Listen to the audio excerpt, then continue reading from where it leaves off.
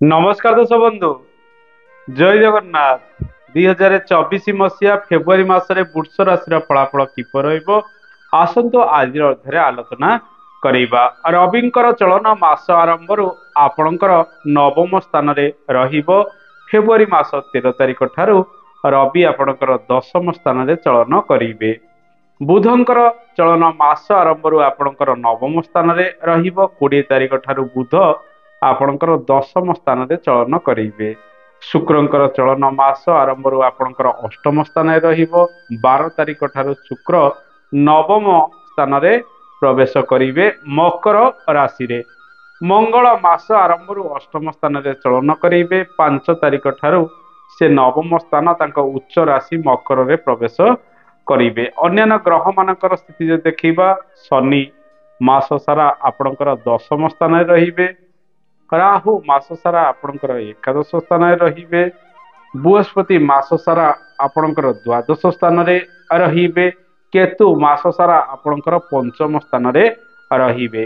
ये तो थिला ग्रह मानकर स्थिति। ए मासरे किछि सुख दुख एमती लागि रहिबार संभावना रही। आपणकर राशिर अधिपति 12 तारिख ठारू शुभरे रहिबे, जहा फल स्वास्थ्य क्षेत्र में धीरे धीरे मासर द्वितीयार्ध ठारू आरोग्य लाभ होबार संभावना रही। मासर प्रथमार्धरे जानवाहन प्रति टिके सतर्कता अवलंबन करिवे।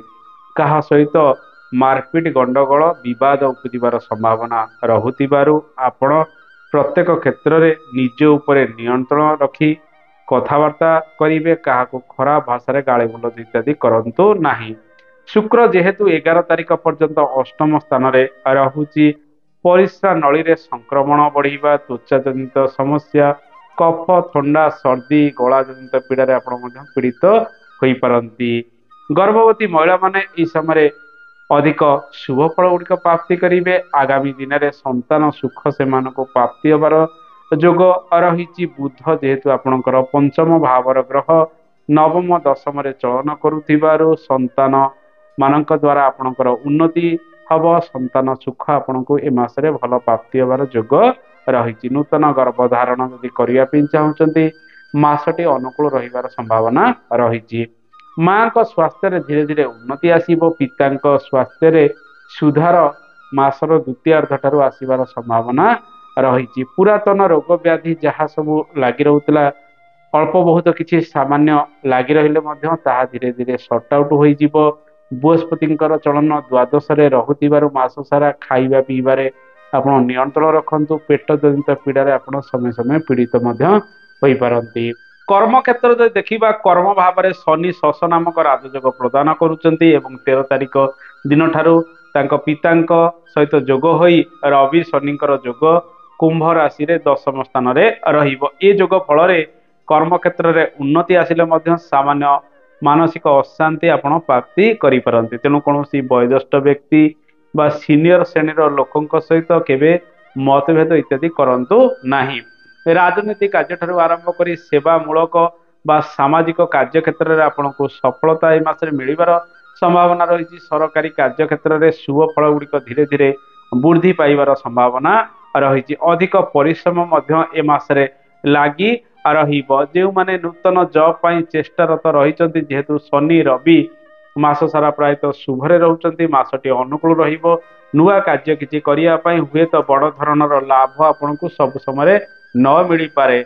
आकस्मिक भावे रोजगार आपण हाथ को आसबार संभावना रही। राहुंकर चलन एकादश स्थान रहुतिबारु जेते परिश्रम करिवे से अनुसार अल्प किछि आर्थिक दिगरे आपण मध्य उन्नति करि पारंती। धन संचय को अधिक गुरुत्व दियंतु, जेहेतु बृहस्पति द्वादश रे मास सारा चलन करुचंती। विभिन्न क्षेत्र में खर्च वृद्धि मध्य लागी रहिबार संभावना रही। पूर्व मास ठारू ए मासरे आर्थिक क्षेत्र में नियंत्रण आसीबो, अधिक उन्नति आसीबार संभावना रही। जेहेतु बुध आपणकर द्वितीय एवं पंचम अधिपति ग्रह अटंती, से नवम दशम रे चलन करुथिबारु रोजगार बढ़िबा संगे संगे निजर आय एवं निजर धन मध्य वृद्धि होबार संभावना रही।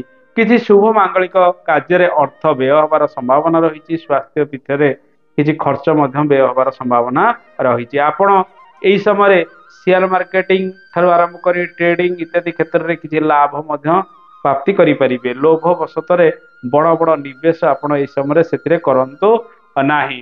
ଯେହେତୁ ଦଶମ ସ୍ଥାନରେ ରବି ଏବଂ ଶନିଙ୍କର ଯୋଗ ରହୁଛି, ବୁଧଙ୍କର ଯୋଗ ମଧ୍ୟ ପରବର୍ତ୍ତୀ ସମୟରେ 20 ତାରିଖ ଠାରୁ ରହିବ। ଏହି ସମୟରେ ଆପଣ ଯେଉଁ ସବୁ କାର୍ଯ୍ୟ କରୁଛନ୍ତି ସେ କାର୍ଯ୍ୟ ଗୁଡ଼ିକ ସମ୍ପୂର୍ଣ୍ଣ କରିବା ପାଇଁ ଚେଷ୍ଟା କରନ୍ତୁ। ଅଧା ଅଧୁରା କାର୍ଯ୍ୟ ଗୁଡ଼ିକ ଯାହା ସବୁ ଅଟକି ରହିଥିଲା ତାହା ଏ ମାସରେ ସମ୍ପୂର୍ଣ୍ଣ ହେବାର ସମ୍ଭାବନା ରହିଛି। ଦୂର ସ୍ଥାନକୁ ଯାତ୍ରା କରି କୌଣସି ଲାଭ ଆଶାରେ ଆପଣ କିଛି ନୂଆ କାମ ମଧ୍ୟ କରିପାରନ୍ତି।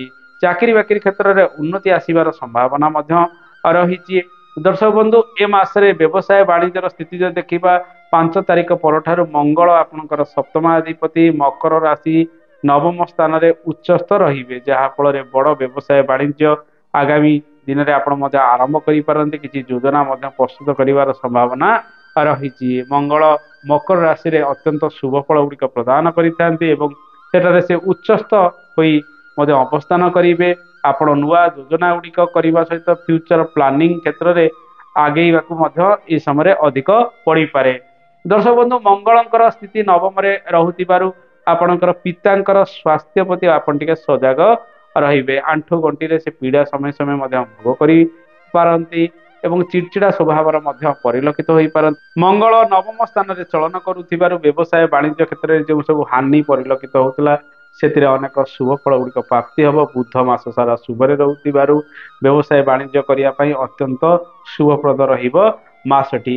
ଏହି ସମୟରେ ଅନେକ ପରିବର୍ତ୍ତନ ବିଭିନ୍ନ କ୍ଷେତ୍ରରେ ରହିଛି। କୃଷି କର୍ମ ଠାରୁ ଆରମ୍ଭ କରି ଯାନ୍ତ୍ରିକ କର୍ମ, ରାଜନୀତି କର୍ମ କ୍ଷେତ୍ରରେ ଆପଣ ମଧ୍ୟ ସଫଳ ହୋଇପାରନ୍ତି। ଦର୍ଶକ ବନ୍ଧୁ, ଏବେ ଆସନ୍ତୁ ଜାଣିବା ଏ ମାସରେ ବିଦ୍ୟାର୍ଥୀମାନଙ୍କ ପାଇଁ ସମୟ କିପରି ରହିବ। ବିଦ୍ୟାର୍ଥୀମାନେ ବିଦ୍ୟା କ୍ଷେତ୍ରରେ ଉନ୍ନତି ଲାଭ ହେବାର ସମ୍ଭାବନା ରହିଛି। ଯଦି ବା ବୃହସ୍ପତିଙ୍କର ସ୍ଥିତି ମାସ ସାରା ଅଶୁଭରେ ରହୁଛି, କିନ୍ତୁ ଯାନ୍ତ୍ରିକ ଶିକ୍ଷା କ୍ଷେତ୍ରରେ ବିଦ୍ୟାର୍ଥୀମାନେ ସଫଳ ହେବେ। ଯେଉଁମାନେ ବାଣିଜ୍ୟର ଛାତ୍ରଛାତ୍ରୀ ରହିଛନ୍ତି ସେମାନେ ମଧ୍ୟ ସଫଳ ହେବେ। 12 ତାରିଖ ପରଠାରୁ ବୁଧ ମଧ୍ୟ ଆପଣଙ୍କର ନବମ ସ୍ଥାନରେ ଚଳନ କରୁଥିବାରୁ ଉଚ୍ଚଶିକ୍ଷା କ୍ଷେତ୍ରରେ ଛାତ୍ରଛାତ୍ରୀମାନେ ଭଲ ପ୍ରଦର୍ଶନ ମଧ୍ୟ କରିପାରନ୍ତି। ଯେଉଁମାନେ କଳା, ସଙ୍ଗୀତ, ନୃତ୍ୟ ଇତ୍ୟାଦି କ୍ଷେତ୍ରରେ ବିଭିନ୍ନ ପାଠ ପଢ଼ାପଢ଼ି କରୁଛନ୍ତି ସେମାନଙ୍କ ପାଇଁ ଭଲ ରହିବ। କମ୍ପିଟେଟିଭ୍ ଏକ୍ଜାମ୍ ଇତ୍ୟାଦି ଯଦି ଆପଣଙ୍କର ରହିଛି 12 ତାରିଖ ପରଠାରୁ ଶୁଭତ୍ୱ ଫଳ ଗୁଡ଼ିକ ଧୀରେ ଧୀରେ ବୃଦ୍ଧି ପାଇବାର ସମ୍ଭାବନା ରହିଛି। ବୃହସ୍ପତି ଦ୍ୱାଦଶରେ ରହୁଥିବାରୁ ଆଶା ଯାହା ରହୁଛି ତାହା ସମ୍ପୂର୍ଣ୍ଣ ରୂପେ ପୂରଣ ନହେଲେ ମଧ୍ୟ ଆପଣ ଏ ମାସରେ ପୂର୍ବ ମାସ ଠାରୁ ଭଲ ପ୍ରଦର୍ଶନ ମଧ୍ୟ ବିଦ୍ୟା କ୍ଷେତ୍ରରେ କରିପାରନ୍ତି।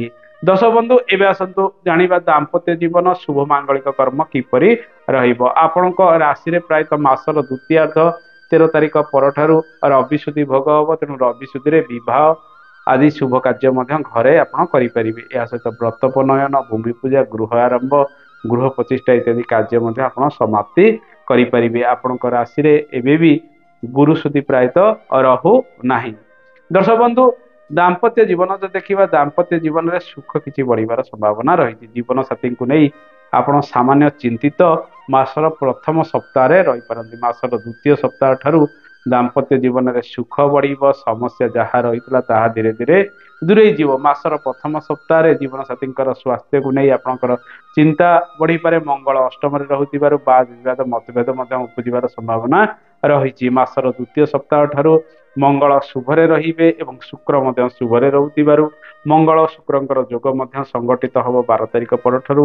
ଦାମ୍ପତ୍ୟ ଜୀବନରେ ପ୍ରେମମୟ ସ୍ଥିତି ମଧ୍ୟ ବଜାୟ ରହିବାର ସମ୍ଭାବନା ରହିଛି। ଆପଣ ଜୀବନସାଥୀଙ୍କ ସହିତ ସୁଖଦ ସମୟ ଗୁଡ଼ିକ ଅତିବାହିତ କରିପାରନ୍ତି ଏବଂ ତାଙ୍କୁ ନେଇ କୌଣସି ତୀର୍ଥସ୍ଥଳକୁ ଭ୍ରମଣ କରିବାର ସୁଯୋଗ ପ୍ରାପ୍ତି କରିବେ। ତାଙ୍କ ଦ୍ୱାରା କିଛି ଉନ୍ନତି ପ୍ରଗତି ବା ଭବିଷ୍ୟତ ଯୋଜନା ଗୁଡ଼ିକ ମଧ୍ୟ ଆପଣ ପ୍ରସ୍ତୁତ କରିପାରନ୍ତି। ଦର୍ଶକ ବନ୍ଧୁ, ପ୍ରେମମୟ ଜୀବନରେ ସଫଳତାର ହାର ମଧ୍ୟ ଏ ମାସରେ ଅଧିକ ରହିବ। ମାସର ପ୍ରଥମ ସପ୍ତାହରେ କିଛି ବ୍ରେକଅପ୍ ବା କିଛି ମତଭେଦ ଉପୁଜିପାରେ। ଆପଣ କେୟାରଫୁଲ ରହିବେ। ଯଦି କାହାକୁ ପ୍ରପୋଜ ଇତ୍ୟାଦି କରିବା ପାଇଁ ଚାହୁଁଛନ୍ତି 10 ତାରିଖ ପରଠାରୁ ସେ ଦିଗରେ ଆପଣ ଆଗେଇ ପାରିବେ। ବୁଧ ପଞ୍ଚମାଧିପତି ନବମ ଦଶମରେ ଚଳନ କରୁଥିବାରୁ ପ୍ରେମମୟ ଦିଗରେ ଆପଣ ସଫଳ ହେବା ସହିତ ଶୁକ୍ର ମଙ୍ଗଳଙ୍କର ଯୋଗ ରହୁଥିବାରୁ ପ୍ରେମର ତୀବ୍ରତା ମଧ୍ୟ ବୃଦ୍ଧି ପାଇବାର ସମ୍ଭାବନା ଏ ମାସରେ ରହିଛି। ଯଦି କାହାକୁ ଭଲ ପାଉଛନ୍ତି ଘରେ ସେ କଥା ମଧ୍ୟ ଏହି ସମୟରେ ଆପଣ କହିପାରନ୍ତି। ପାରିବାରିକ ଜୀବନରେ ମିଶାମିଶି ଶୁଭ ଫଳ ଗୁଡ଼ିକ ପ୍ରାପ୍ତି ହେବାର ଯୋଗ ରହିଛି। ଘରର କାର୍ଯ୍ୟ ଗୁଡ଼ିକ ଆପଣ ସମ୍ପୂର୍ଣ୍ଣ କରିବା ସହିତ ଯାନବାହନ କିଣାକିଣି କ୍ଷେତ୍ରରେ 12 ତାରିଖ ପରଠାରୁ ଅଧିକ ସୁଯୋଗ ପ୍ରାପ୍ତି କରିବେ। ମଙ୍ଗଳ ଉଚ୍ଚସ୍ଥ ରହୁଥିବାରୁ 5 ତାରିଖ ପରଠାରୁ ଭୂମି ଜମି ଜମା କାର୍ଯ୍ୟ, କୃଷି କର୍ମ ଇତ୍ୟାଦି କ୍ଷେତ୍ରରେ ଅଧିକ ସଫଳ ହୋଇପାରନ୍ତି। ପାରିବାରିକ ଜୀବନ ଯଦି ଦେଖିବା, ମାଙ୍କର ସ୍ୱାସ୍ଥ୍ୟକୁ ନେଇ ସାମାନ୍ୟ ଅଳ୍ପ ବହୁତ ଚିନ୍ତା କିଛି ଲାଗି ରହିପାରେ। ଧୀରେ ଧୀରେ ସେ ସୁସ୍ଥତା ମଧ୍ୟ ଆଗାମୀ ଦିନରେ ଅନୁଭବ କରିପାରନ୍ତି ଏବଂ ଏହି ସମୟରେ ପ୍ରାୟତଃ ବନ୍ଧୁଙ୍କ ସହିତ ଯେଉଁ ସବୁ ସମ୍ପର୍କ ହାନି ହୋଇଥିଲା ତାହା ଧୀରେ ଧୀରେ ସର୍ଟ ଆଉଟ୍ ହୋଇଯିବ। ଆପଣ ନିଜ କାର୍ଯ୍ୟରେ ଆଗକୁ ମଧ୍ୟ ବଢିବାର ସମ୍ଭାବନା ରହିଛି। ଏହି ସମୟରେ ଆପଣ ଆଗେଇ ଚାଲନ୍ତୁ, ପ୍ରତ୍ୟେକ କ୍ଷେତ୍ରରେ ସଫଳ ମଧ୍ୟ ହେବେ।